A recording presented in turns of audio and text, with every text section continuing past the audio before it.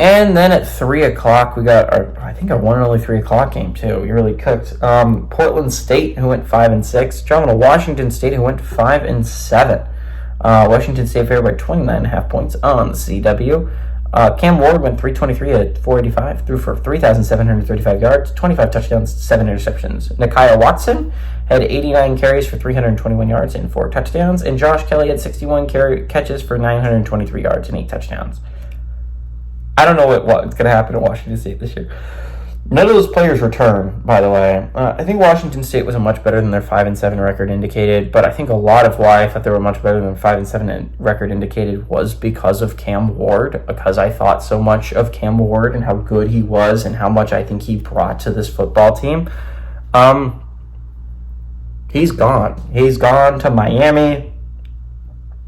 I don't know what's going to happen at Washington State this year. I'm going to say the same thing about Oregon State later on when I'm making these videos, when I do the Idaho State-Oregon State game. I don't know what's going to happen with Washington State. Again, it's so much in the air since the only teams left in the Pac-12, technically speaking, are Oregon State and Washington State.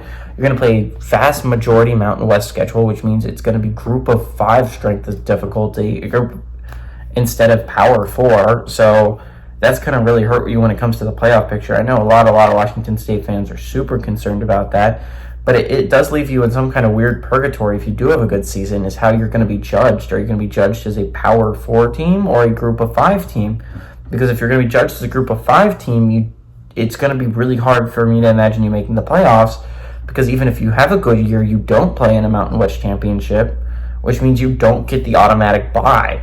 So I think it's going to be really the automatic, like if you win a championship game as a smaller conference team, one team is going to make it from the group of 5.